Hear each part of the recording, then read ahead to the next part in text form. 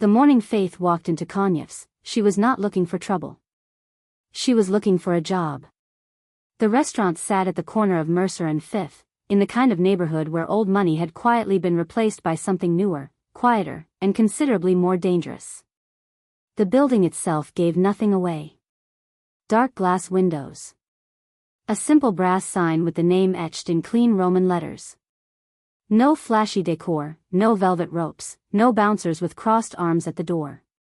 Just a door, a name, and the particular kind of stillness that made people walk a little faster on the sidewalk outside. Faith had walked past it twice before she found the courage to go in. She was 28 years old, recently relocated from Atlanta, and carrying a resume that was honest in all the ways that mattered and quiet about the rest. She had worked restaurants since she was 17. She knew the rhythm of a kitchen the way some people know music, in her bones, before she even thought about it. She could manage a floor during a dinner rush with the calm of someone reading a slow afternoon. She had done it for a decade. She was good at it. What she needed was a chance. The listing had been brief. Floor supervisor, fine dining, immediate hire, competitive compensation. No name attached. Just a number and an address. She pushed open the door. Inside, Konyev's was the kind of place that made you lower your voice without being asked. Cream walls, dark wood, low lighting even in the early afternoon. Every table was dressed as if expecting royalty. The air smelled of fresh bread and something floral, white roses, she would later learn, replaced every 2 days without exception. A man behind the host stand looked up. Mid-30s, pale complexion, hair slicked back with a precision that suggested obsession. His name, she would learn, was Dmitri. He was the floor manager, and the moment he saw her, something shifted behind his eyes. Not hostility, exactly. More like the calculation of a man who has already decided where a person belongs before they open their mouth. "I'm here about the supervisor position," Faith said. Her voice was steady. She had learned long ago that steadiness was armor.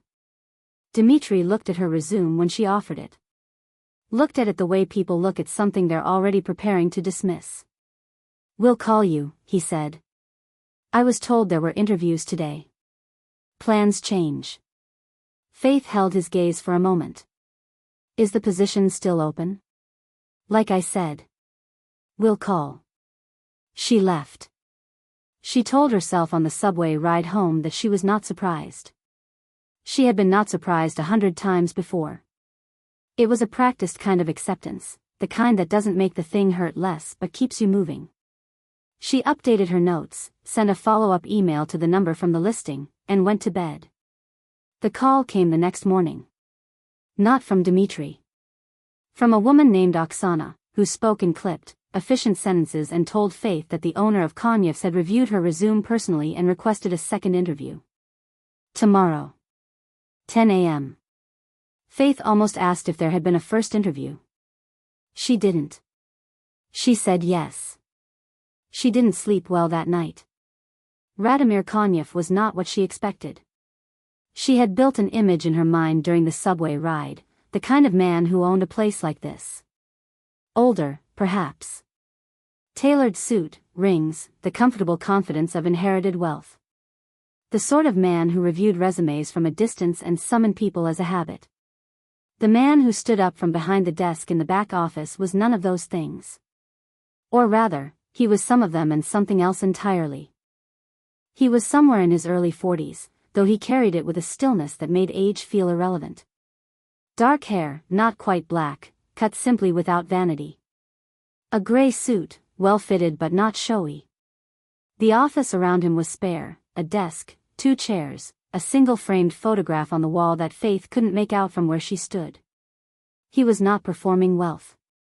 He simply occupied it, the way a man who has lived inside something long enough stops noticing the walls. What stopped her wasn't his appearance. It was his eyes. They were the color of winter sky, pale and particular, and they were looking at her with a quality of attention she was not used to. Not the assessment she'd gotten from Dmitri. Not curiosity, exactly. Something more like recognition, as if he were confirming something he'd already suspected. Faith Moreau, he said. His accent was present but measured, the consonants of Russian softened by years in a city that had asked him to be understood. Sit down. She sat. He had her resume on the desk, but he didn't look at it. He looked at her. You were here yesterday, he said. Yes. You spoke with Dmitri. Briefly. A pause. Something moved across his face, not quite displeasure. More like the quiet registration of a fact he would deal with later. Tell me about the last place you worked. She told him. The Hargrove in Atlanta. 90 seats, full book on weekends, a kitchen staff of 12 and a front-of-house team she had built almost from scratch after the previous manager left mid-season. She told him about the night a water pipe burst during a private event for 60 guests and how she had rerouted service to the patio in under 20 minutes without a single table being moved to another restaurant. She told him the facts without decoration. He listened the way few people listen, entirely. Not preparing his next question. Just receiving what she was saying. Why did you leave Atlanta? He asked. It was the question she had rehearsed the most. I needed a change, she said. And I wanted to work at a higher level. He considered this. That's not the whole answer. She met his eyes. No, she said. It isn't. He didn't push. He nodded once, slowly, as if the incompleteness itself told him something sufficient. The position is yours if you want it, he said. Dmitri will walk you through the operations. You start Monday. Faith felt something loosen in her chest that had been tight for months. Thank you, she said. He was already reaching for something on his desk. Don't thank me yet, he said, not unkindly. This is a difficult place to work. She would understand, much later, exactly how much weight those words carried. The first 2 weeks were a study in tension. Konev's ran like a watch. Every element of the restaurant's operation, the timing of courses, the temperature of the dining room, the precise angle at which a wine glass was set, followed an internal logic that had been refined over years. The staff knew it. They moved within it with the fluency of people who had stopped questioning why and simply knew how. Faith was good at learning systems. But she was also good at seeing where they strained. Dmitri was the strain. He was competent, she had to admit that. He knew the menu in granular detail, knew the regulars by name and preference, knew which tables caught a draft in winter and which ones the kitchen noise bled into after 9. He knew the restaurant the way someone knows a territory, with the possessiveness of a man who has decided it is his. The problem was the way he treated the staff. Not visibly, not in any way that would survive a formal complaint. It was subtler than that. The way he assigned sections. The way he spoke to certain people in corridors. The way he made decisions during service and then, hours later, allowed the blame for those decisions to migrate sideways onto someone else's shoulders. Faith watched. She said nothing for the first week. It was not her place, not yet. She was still learning the terrain. On the 10th day, she stayed late after service to reorganize the reservation system, which had a structural flaw that caused double bookings under specific conditions. She was alone in the small office near the kitchen when she heard voices from the hallway. Dmitri. And one of the young servers, a woman named Priya who had been at Konev's for 8 months and who Faith had already identified as one of the most capable people on the floor. She couldn't hear all of it. But she heard enough. The tone. The particular inflection of someone using the professional relationship as a container for something that had nothing to do with work. Faith sat very still. She finished her reorganization. She went home. She lay awake for a long time, running through what she knew and what she could do and what the cost of each would be. She was new. She had no capital here, no history, no relationships that had been earned through time. She was also, she knew with the weariness of someone who has had this knowledge since before she wanted it, a black woman in an environment where the authority she had been given on paper would be tested by people who had not been told to give it. She went back to work in the morning and said nothing. She watched instead. She documented. She kept a private, careful record of every incident she witnessed with dates and specifics, the way someone builds a case slowly, piece by piece, without announcing what they're building. 3 weeks in, she reorganized the floor schedule. She didn't ask Dimitri's permission. She had the authority to do it, it was within her role. She redistributed sections more equitably, adjusted shift timing to reduce the back-to-back doubles that had been burning out 2 of the longer-tenured servers, and moved Priya to a section where her talents were more visible. Dimitri didn't say anything to her directly. But the atmosphere changed. She met Radomir for the second time on a Thursday evening, 5 weeks into her employment. She had not seen him since the interview. He was rarely at the restaurant during service hours, she'd been told. He came in the mornings, occasionally, to meet with Oksana about finances and suppliers. He appeared sometimes in the late evening, after the last table had cleared, and sat alone at the bar with a glass of something she couldn't see from a distance. She had wondered about him, in the way you wonder about the person who made the architecture you're living inside. The restaurant bore the marks of a specific mind. Not just money, but attention. The white roses. The music, which was classical but never predictable, she had caught herself pausing in the kitchen doorway more than once, trying to identify a piece she almost recognized. The menu, which had been designed around memory rather than trend, dishes that tasted the way something old and true might taste if you'd been away from it long enough. She had wondered what kind of man thought like that, and also what else that same mind contained. On the Thursday in question, she was managing the close of service when a problem emerged at table 12. A party of 6, guests of a regular. One of the men had become progressively louder over the course of the evening, and what had begun as high spirits had curdled into the specific kind of belligerence that always made Faith's shoulders tighten. Not dangerous. Not yet. But moving in a direction. She handled it herself.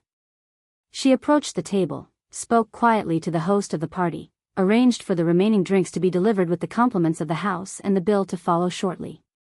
She did it without incident, without drama, without the man at the center of it ever quite realizing he was being managed out. It was as she was crossing back toward the service station that she became aware of someone watching. Radomir was at the bar. He had not been there 20 minutes ago. He was watching the room with the particular stillness she had noticed in the interview, not passive, but contained. When his eyes found her, he didn't look away, and neither did she. He raised his glass slightly. It was not an invitation, exactly. More like acknowledgement. Later, as the last staff were finishing their closing duties, she found him still at the bar. She had documents she needed to leave on Oksana's desk and her path took her past him. She slowed, not quite stopping. "Table 12, he said without looking up. "Handled." "I saw." He turned the glass slowly in his hands. "You didn't call Dimitri." "It didn't require Dimitri." A small silence. "No," he agreed. "It didn't." She stood there for a moment in the particular stillness that had settled between them since the interview, that quality of air that exists between two people who are each waiting to understand the other without giving themselves away in the process. "He isn't going to make this easy for you," Radomir said. His voice was low, and he was looking at the glass, not at her. She understood who he meant. "I know," she said. He looked up then. "Why are you still here?" It was a real question. Not rhetorical. "Because it's a good restaurant," she said. "And because I'm good at this." He studied her for a moment with those pale, particular eyes. "Yes," he said. "You are." She said goodnight. She left the documents on Oksana's desk. On the walk to the subway she thought about the way he'd said it, not as a compliment, exactly, but as a fact he was acknowledging after having observed it carefully and decided it was true. She thought about that for longer than she should have. The incident happened on a Friday, 6 weeks after she started. Friday's service was the most demanding of the week. Full book, multiple private events, a kitchen running at maximum capacity.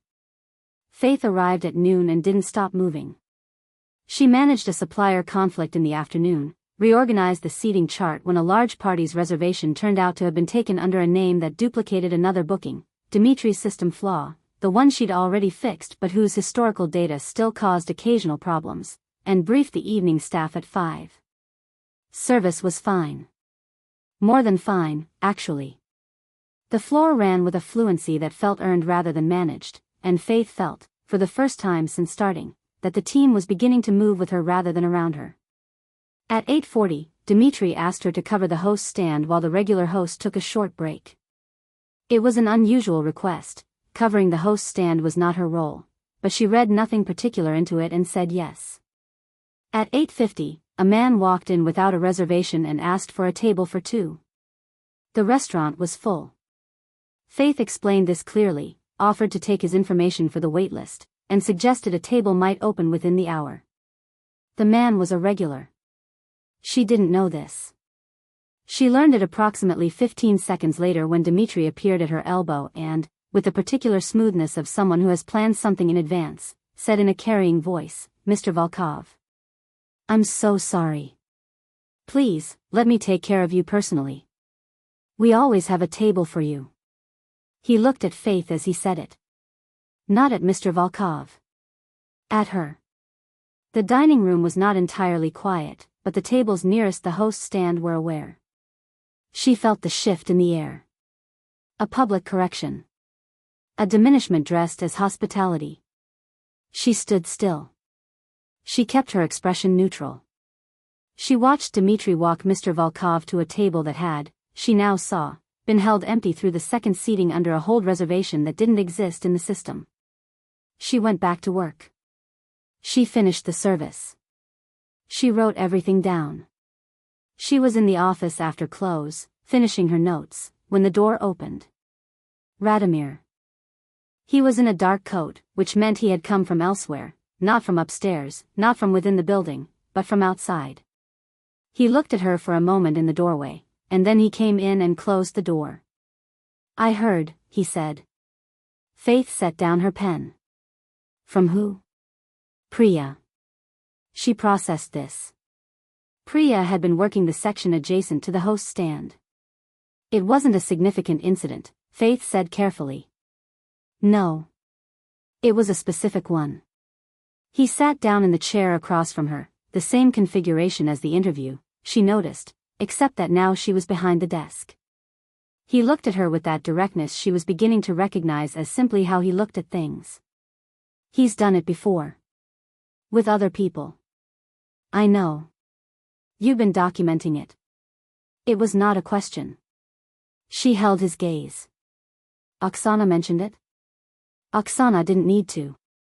He paused. "You move carefully in a space you don't yet trust. That's visible, if you know how to look." The honesty of it surprised her. She sat with it for a moment. "I didn't want to come to you with a complaint I couldn't substantiate." That was the right decision. He was quiet for a moment. It was also the harder one. Something in his voice, not sympathy, exactly, but a recognition of weight, made her look at him more closely. There was something in his face when he said it, a quality that had nothing to do with this office or this restaurant. Something that belonged to a longer history than tonight. "What will you do?" she asked. He looked at her with something that might have been the beginning of a question and the end of a decision. "I'll handle it." "I'd like to know how," she said. "He's my manager of record. I should be in the room." Another pause. He seemed to be reconsidering something. "All right," he said. She would learn, over time, that he didn't often say that. That the particular quality of listening she had noticed in him was real, and that what made it unusual was not just the attention but the willingness to revise. The meeting with Dimitri happened the following Monday morning. Faith was there, as Radomir had agreed. Oksana was also present, quiet in the corner with a folder she never opened. Dimitri arrived looking like a man who had prepared defenses and arrived to find the battlefield different than expected. Radomir spoke for approximately 4 minutes. He did not raise his voice. He did not list every incident, just 3, specific and dated, stated as facts. He told Dimitri that the way he had managed Faith's first week of access did not meet the standard of this restaurant. He told Dimitri that the hold table arrangement for regulars, while not prohibited, would be disclosed and documented going forward so that it did not create situations like Friday's. He told Dmitri that Faith's role and authority were not negotiable and were not to be performed around. Dmitri tried to reframe twice. Both times, Radomir waited until he was finished and then continued from exactly where he'd been, as if the interruption had not happened. At the end, he looked at Dmitri for a long moment. "This is the conversation," he said. "There won't be another one." Dmitri left. Oksana left. Radomir sat for a moment in the empty room, and Faith realized she hadn't moved. He looked at her. There was something in his face, not satisfaction, but the particular fatigue of a man who has done something necessary and clean and knows that clean things rarely stay that way. "Thank you," she said. He shook his head slightly. "Don't. I should have looked more carefully from the beginning." He picked up his phone from the table. "It won't be easier now. He'll be more careful." "I know," she said. "But it's better." He looked at her again, that particular look she was beginning to think of as his real one, the one underneath the composure. "Yes," he said quietly. "It is. There is a kind of intimacy that grows in the gaps between proximity and distance." Faith had been raised to be careful with people who held power. Her grandmother, a woman of extraordinary practical wisdom, had told her when she was 11 years old, "The people who sit at the head of the table don't always know who said it. And the ones who do know are the ones who are worth watching." She was watching Radomir. Not in the way that made her feel exposed, she was careful about that, careful in a way that had become reflexive after years of navigating rooms where the rules were not the same for everyone. She watched the way she always watched, with the part of herself that catalogued and assessed before it felt. What she saw was complicated.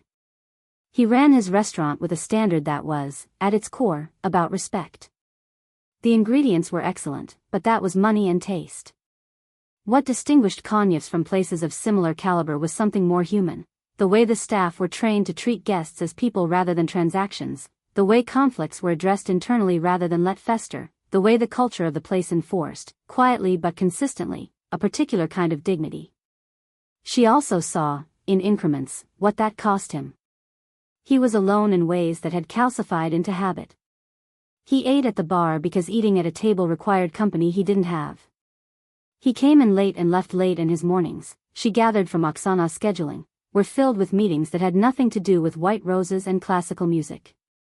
There were people who came to see him in the office on days the restaurant was closed, men she didn't recognize, conversations she wasn't part of, a whole layer of his life that the restaurant existed on top of without quite touching. She understood, in broad terms, what that other layer was. The neighborhood had a memory. The regulars whose names she learned had histories attached to them that were not in any dossier but were legible, if you knew what you were reading. The particular ease with which certain problems resolved. The way people addressed Radomir when they saw him, not with deference, exactly, but with a careful kind of respect that had fear somewhere in its genealogy. She understood it, and she kept it at a distance, the way you keep a fire you don't intend to walk into. She was here for the restaurant. She was here because she was good at this, and because the restaurant, whatever it sat on top of, was real and good and deserved her best. She told herself this. She mostly believed it. What she hadn't accounted for was the Tuesday afternoon in late November when she came in early to find Radomir in the dining room, alone at a table, with papers spread in front of him and a glass of water he hadn't touched. The restaurant didn't open until 5. The kitchen staff didn't arrive until 3. It was 2 in the afternoon and the room was winter quiet and full of pale light. He looked up when she came in. She'd forgotten her phone the night before. She was going straight to the table near the service station where she'd left it. She wasn't there for him, she wasn't stopping. But something in the way he looked stopped her. Not distress, exactly. More like the face of a man who has been sitting alone for a long time and has forgotten, in the sitting, that there was a version of things that felt different. "You're here early," he said. "Forgot something." She held up her phone, retrieved from the service station. "Are you all right?" A small silence. She almost regretted asking. "Yes," he said. And then, as if surprised by his own continuance, "No." Not particularly. She stood in the middle of the dining room, her coat still on, her phone in her hand, and the quality of the moment told her that this was one of those hinges, the kind you feel before you make the turn. She sat down across from him. He looked at her for a moment. Not with the watchfulness of the man she'd met in the interview. Something older and quieter. You don't have to. I know, she said. They sat in the pale light for a while. He told her, eventually, in pieces, without drama, that there were decisions he had made years ago that he could not unmake, and that the cost of them was specific and daily, and that some days the restaurant felt like the only real thing left in a life that had otherwise been eaten by necessity. He said it the way people say things they've never said out loud, not expecting response, just needing to hear themselves be honest for once. She listened. She didn't offer solutions. She didn't tell him she understood, because she didn't, not fully, and she respected him too much to pretend. She asked one question, quietly, toward the end: is there anything in it that you chose freely? He was quiet for a long time. The roses, he said finally. She looked at him. The roses, he said again, and something in his face was almost, not quite, but almost, lighter. I chose those. She went home that evening and sat in her apartment for a long time before she made dinner. She thought about men who are built by choices they can no longer see around. She thought about the particular kind of loneliness that grows in people who have power and no one to be honest with. She thought about herself, about Atlanta, about the things she had not told him in the interview when he'd said the answer was incomplete. She thought about the roses. December came and the restaurant's rhythms changed. The private events multiplied. The kitchen ran at a sustained intensity that was both exhausting and exhilarating, the way only genuinely high-stakes work can be. Faith found her footing in the season and discovered, with a pleasure she hadn't expected, that she loved it, loved the particular challenge of managing something beautiful under pressure, loved the way the team had begun to trust her, loved the way a perfectly managed service felt afterward, quiet and whole and earned. She and Radomir developed a pattern without planning one. On nights he was at the restaurant, they often ended up in the last half hour before close in the same space, the bar, sometimes, or the office, or occasionally the kitchen after the last cook had left, where Faith had learned that the best bread was baked early and left in the warming rack, and that Radomir, who ate almost nothing during service, would sometimes appear at 11:30 and eat a piece of bread standing up at the counter like a man remembering something. They talked about the restaurant, mostly, at first. The music, which turned out to be one of his genuine preoccupations, he had opinions about it, considered ones, and she found herself forming responses to those opinions that surprised her with their specificity. About the city, which she was still learning and which he had been inside for 20 years and which he described with the complicated love of someone who has never quite stopped arriving. About things that mattered, incrementally, quietly. She was careful. She was always careful. But careful is not the same as closed, and somewhere in the accumulated evenings, she stopped having to work at keeping a distance and started having to work at not forgetting to maintain one. He was careful too. More so, she suspected, because the cost of carelessness for him was higher and more specific. There were things he would not tell her and she knew it and did not push. There were rooms in his life she would never be invited into, and she accepted this not without sadness but with the realism of someone who has learned the difference between the person and the world they carry. The thing she hadn't accounted for was that he was good. Not good in the way that was easy to observe. Not performing generosity. But in the way a person is good when they are alone and think no one is watching, the way he spoke to the kitchen porter who was always the last to leave, the way he replaced the heating system in the staff break room in November without announcing it, the way he had, without making a production of it, quietly ensured that Priya's hours stabilized after the incident with Dmitri. She saw these things because she was there and because she paid attention and because no one had told her not to look. It made everything harder. The conversation that changed things happened in January, on a Sunday night when the restaurant was closed. She had been working late on a staffing issue, one of the senior servers had given notice, and the cascade of schedule adjustments required careful management. Radomir had been in the building all day for reasons she didn't ask about. By 9 o'clock, she had finished and was gathering her things and he appeared in the doorway of the office. Have you eaten? He asked. I had something earlier. That's not what I asked. She looked at him. No, she admitted. He made dinner. Not a production of it. He went to the kitchen and she could hear the quiet efficiency of someone who knows a kitchen by instinct, not by training, and 40 minutes later there was food on the bar and the music was something slow and unfamiliar and they sat together in the closed restaurant eating and not quite saying the thing that had been building for months. You're leaving in the spring, he said. Not a question. She looked at him. What makes you think that? You're too good for this to be where you stay. His voice was even, but there was something underneath it. You'll go somewhere that can give you what this can't. She set down her fork. You don't know what this can give me. He looked at her. No, he said. I don't know. A long silence.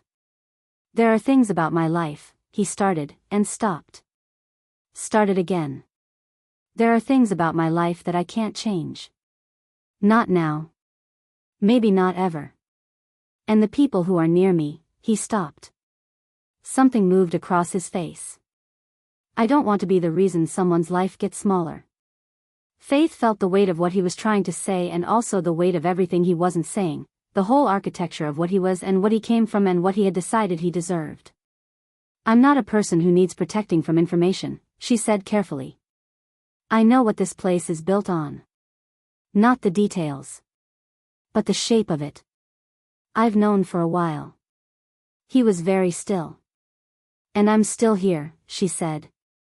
Not because I don't understand. Because I do. And because, she stopped, measuring. Because the restaurant is real. And so are you. Whatever else is true. He looked at her for a long time with those pale winter eyes. Something in them that she had not quite seen before, not the guarded composure, not the attention, but something older and rawer and more frightened than she would have expected from a man who was afraid of very little. Faith, he said, and just her name, just those 5 letters in his particular voice, was enough to make her chest ache with the specific pain of wanting something complicated. I know, she said softly. I know all the reasons. They're real reasons. Yes, she said. They are. They sat with the realness of the reasons for a while. The music continued, low and unhurried. Outside, the city moved through its January night. Inside, in the quiet bar of a closed restaurant with white roses on every table, 2 people sat with the particular honesty of people who are looking at something true and trying to decide what it costs to keep looking. The thing about irreversible decisions is that they rarely announce themselves. February brought a situation that Faith learned about only partly, the way you learn about weather by the pressure change before you see the clouds. Radomir was absent from the restaurant for 4 days. Oksana, who was not a woman given to visible anxiety, was visibly anxious. The morning Radomir returned, he came in early and spent 6 hours in the office with the door closed.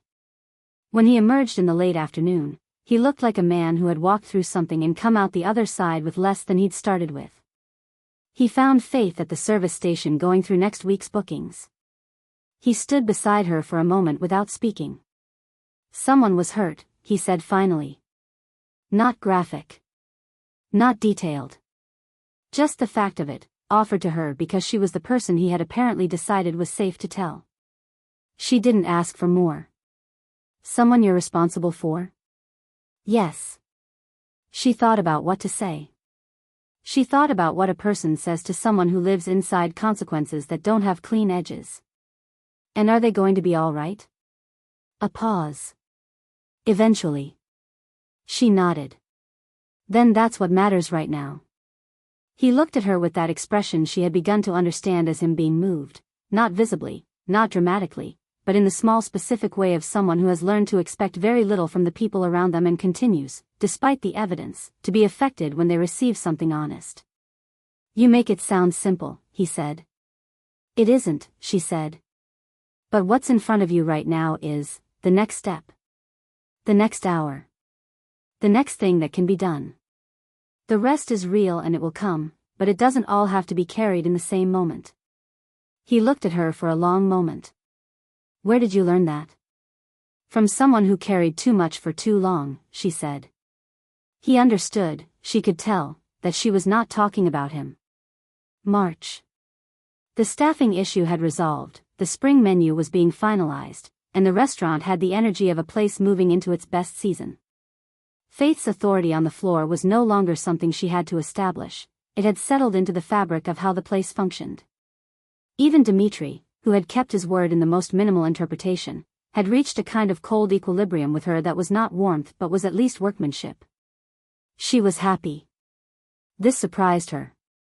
Not the contentment of settling, but the particular happiness of being exactly where your skills meet something worthy of them. And she was in love. This did not surprise her, by the time she admitted it, because it had been visible to her for longer than she'd acknowledged, the way you see a city light on the horizon long before you arrive. She had simply been watching it approach. She did not tell him. She didn't need to. The pattern of their evenings had shifted without discussion into something that both of them understood and neither named. When he was there, she stayed. When she was finishing, he would find her. The bread at 11:30. The music. The particular quality of the silence between them, which had long since become comfortable and was now something else, warm, held, the silence of two people who have stopped needing to fill the space. One evening in late March he told her, in pieces, more than he had before. Not everything. She didn't think she would ever know everything, and she had made her peace with that. But more. The choices that had been made for him, the ones he'd made himself, the line between them that had blurred so long ago he couldn't reliably locate it. The person he had tried to be before and the person he had become and the distance between those two, which was not the tragedy it might have been in a story, but was simply the cost of having lived a particular life and made particular choices and still being here. She listened. She held the weight of it. She did not offer absolution, that was not hers to give, and he was not asking for it. What she offered was the thing she had always offered him, which was presence without performance. The truth of another person, sitting with his. "What are you going to do?" she asked, when he was finished. He was quiet for a while. "I don't know yet," he said. "There are things I can't see around. But there are," he stopped. "There are things I want that I haven't let myself want for a long time." She looked at him. "I know what it costs," he said. "I know it isn't simple." "I know," he stopped again. There was something almost painful in his face, the face of a man dismantling a defense that has been load-bearing for years. "I know I'm asking a great deal just by Radomir," she said. He stopped. "I know what it costs," she said. "I've known for a while. And I'm asking myself the same things you are." She was quiet for a moment. "The answer I keep arriving at is, I'd rather ask the hard question than not ask it and spend the rest of my time in a life that didn't happen." He looked at her for a long time. "I don't know how to be easy," he said finally. "I'm not asking for easy," she said. "I'm asking for honest." The spring unfolded. There is a version of this story that would make what followed simple, or clean, or free of the complications that real things carry. That version is not the truth. The truth is more specific and more human than that. Radomir's life did not become a different shape because he decided to. The weight of it remained, the decisions already made, the people already bound to him by the particular gravity of the world he moved in, the cost of any significant change visible in every direction he turned. He carried this, as he always had, without drama and without relief. What changed was that he carried it with someone who knew he was carrying it. Faith did not step into his world. She understood that this was not offered and also not safe and also not what she needed. What she had was the restaurant, which was hers in the ways that mattered, and which continued to be a place she was proud of and good at. She had the evenings. She had the honesty. There were nights she lay awake thinking about the parts of his life she couldn't touch. About the people who had been hurt, the choices that had been made for reasons she would never fully know, the whole calcified weight of a life built inside something that did not have clean edges. There were mornings she looked at herself in the mirror and asked the question plainly, "Is this the right thing?" The answer was never simple. It was also never, on any of those mornings, no.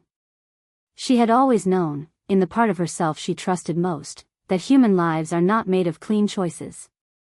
They are made of specific ones, with specific costs, in specific circumstances. She had made her own, the ones she'd been quiet about in the interview, the ones that had brought her to New York in the first place, the ones she thought about in the late evenings in her apartment when honesty was easier without an audience. She had not chosen this. Neither had he. But they had chosen each other, in the incremental and undramatic way of two people who decide, morning after morning, to keep being honest. The white roses were changed on a Tuesday. Faith had been at the restaurant for almost a year now, and this was still one of the things she loved, the reliability of it, the small insistence on beauty in a place that could have settled for professionalism alone. She was at the host stand reviewing the evening's reservations when the florist arrived, and she stood for a moment watching the roses come in, the old ones going out, the room briefly transitioning from one kind of beautiful to another. Radomir came in behind the florist, which was unusual. He was typically not there at this hour. He saw her watching and stopped beside her. "You noticed," he said. "I've always noticed," she said. He was quiet for a moment. "I started the roses the first year I opened this place," he said. "I was 32.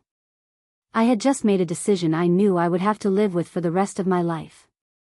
He was looking at the flowers, not at her. "I don't know if I was trying to mark something. Or just trying to put something real into a room that was going to be full of things that weren't." She stood beside him and looked at the roses. "White and simple and reliable, and they're real," she said. "Yes," he said. Something in his voice. "They are." She reached out and took his hand. Not dramatically. Not as a statement. Just two people standing next to each other in a room full of flowers, in the specific truth of a complicated morning, choosing to be present to it. His hand closed around hers.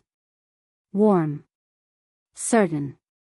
The hand of a man who doesn't reach for things lightly and therefore, when he does, means it completely. They stood there for a moment longer than necessary. Then the florist said something in Russian that made Radomir respond in kind, brief and dry, and she felt through his hand the small vibration of something that might have been laughter, and that was its own kind of miracle. She let go. He let go. The morning continued. The restaurant opened at 5. The roses were fresh. The music was something she almost recognized. Faith managed the floor the way she always did, with the whole of herself, present and sure, in a room that had become, over the course of a year she hadn't planned and couldn't have predicted, somewhere she was glad to be. There are no clean resolutions. There are only the ones that are honest. This one was honest. It was, under the circumstances, enough. "Hey, my loves. If you made it all the way here, thank you. Truly. You didn't have to stay, and you did, and that means everything to me. I want you to know that this story wasn't easy to write. Not because of the length or the details, but because I wanted it to feel real. I wanted Faith to feel like someone you've maybe met, or someone you've been. A woman who walks into a room carrying everything she's earned, and still has to prove herself from scratch. Who watches, and waits, and keeps her documentation, and doesn't explode when she could, because she's done this before and she knows what it costs to not be strategic. And Radomir. I didn't want him to be a fantasy. I wanted him to be a man, complicated, shaped by choices he couldn't always defend, carrying things that had no clean resolution. Because that's what real people are. Not heroes, not villains. Just people who have lived inside particular circumstances long enough that those circumstances became part of their face. What I loved most about writing them together was that neither of them was saving the other. That's the thing, right? The best connections aren't rescues. They're just two people deciding to be honest in the same room, over and over, until the honesty becomes home. If something in this story made you feel something, a tight chest, a held breath, a moment where you thought, yes, that's exactly it, I want to know. Drop it in the comments. Tell me which moment got you. Tell me if you cried, no judgment. I cried a little writing the part about the roses. Tell me if you think they're going to be okay. And if you know someone who needs a story about two people choosing each other slowly, without fireworks, in the middle of a hard and complicated life, share this with them. Thank you for listening. Thank you for staying. Until next time, take care of yourselves out there.